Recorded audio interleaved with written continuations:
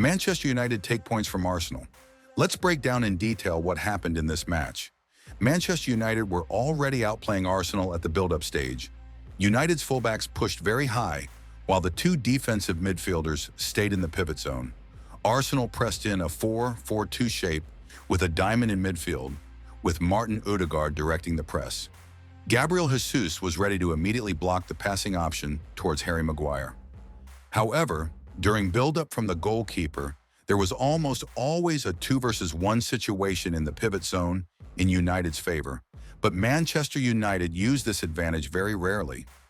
Even when simple passing lanes opened in central areas, the United goalkeeper often chose to go long instead of playing through midfield. There were moments when United did play short, and in those cases, Manchester United progressed from defense to attack very quickly. Closer to the middle third, Manchester United formed a back three. A key element of this structure was the positioning of Lisandro Martinez, who operated in the central corridor. He was the player trying to find vertical passes and passes between the lines, which is why placing a defender with strong on-the-ball qualities in this zone was so important. However, Arsenal's compact 4-4-2 mid-block closed the central passing lanes very effectively. As a result, Bruno Fernandes often dropped deeper to help United progress the ball. Nominally, he started as an attacking midfielder, but in reality, he was not fixed to any position when United were in possession. We saw him on the left flank, dropping into the pivot, moving actively to the right side. Overall, Manchester United under Carrick looked very impressive in terms of player rotations. Amad Diallo, Bruno Fernandes, Kobbie Mainoo, all of them constantly change positions. These continuous movements in midfield genuinely complicate life for the opposition's defensive structure, and this is something that has clearly emerged under Carrick. We should also highlight the rotations between the center forward and the winger. Mbeumo drops deeper, Diallo attacks the space in behind. The rotations between Bruno Fernandes and Diallo were also particularly hard to control. Manchester United constantly move across the pitch, searching for space, interacting with each other. These endless rotations have become genuinely difficult to defend against.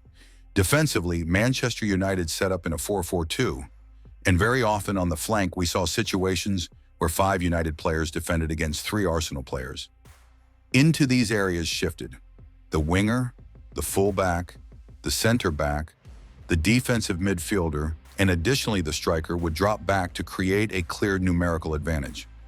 However, a very important aspect of this structure is that 1v1 situations frequently appeared in the finishing zones. A 1v1 duel against Lisandro Martinez in the box is not the best scenario for United because he is not tall and can lose aerial duels. A very characteristic duel was Dorgu versus Jurrien Timber on the flank. Every time Timber pushed forward to attack, Dorgu immediately followed him everywhere. Meanwhile, Luke Shaw was assigned to Bukayo Saka. Shaw gave Saka no freedom at all, playing strictly man-to-man against him. Dorgu was responsible for Timber. As a result, Arsenal struggled in positional attacks. Very often, Gabriel Jesus, the central striker, had to drop deeper to receive the ball and try to create additional attacking options. There was an interesting moment when Jesus dropped deep. At that point, pressure should have been applied immediately.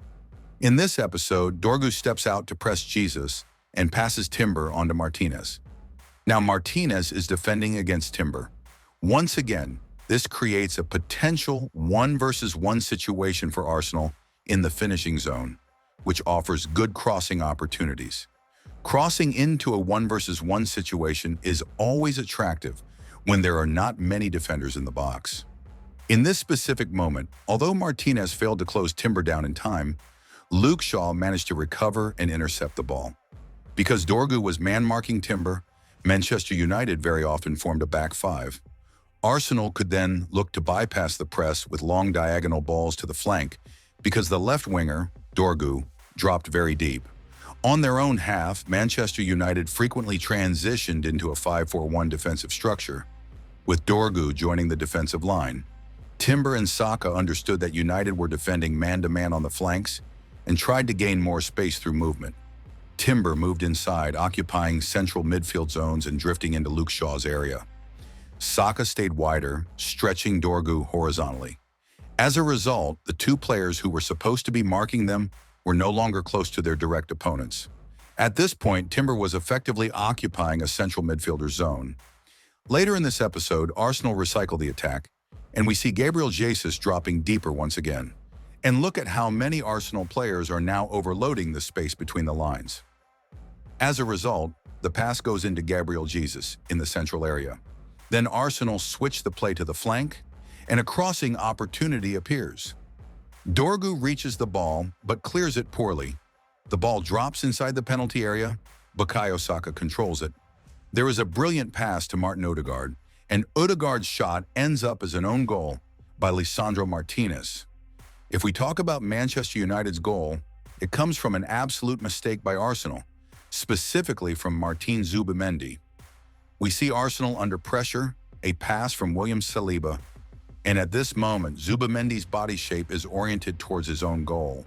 He is running backwards, and Saliba's pass is poorly weighted, not onto his foot and into the wrong direction. Because of this, look at Zubimendi's body position. He barely reaches the ball, tries to play the pass, but it doesn't come off. Mbeumo then beautifully dribbles past the goalkeeper and scores. This is a pure defensive error from Arsenal. For United's second goal, once again we see their rotation principle executed perfectly. There is a switch of the attacking flank. Dorgu moves inside, vacates the flank for Luke Shaw, and now look at Arsenal's defensive organization. Saka and Timber misunderstand each other. Both step towards Dorgu, trying to close him down. Then Timber suddenly shifts wide to cover Luke Shaw. Saka does not close the passing lane tightly enough towards Dorgu, and Dorgu receives the ball. What follows is a brilliant combination with Bruno Fernandes in central areas. One exchange, then another. And then an absolutely phenomenal shot from Dorgu into the top corner. An incredible finish. Arsenal, of course, score from a corner. There is huge chaos at the near post. The goalkeeper tries to come out. In my opinion, he also makes a mistake on the cross. It's important to note that he doesn't jump high enough. Also, look at his arm. In this episode, his arm is blocked under Harry Maguire's arm, preventing him from fully extending it. After a series of deflections, the ball ends up in the net. But the final goal of the match goes to Manchester United. United score after a long ball, where they do an excellent job of overloading the second ball zone and winning the first duel. 2 or 3 quick passes follow.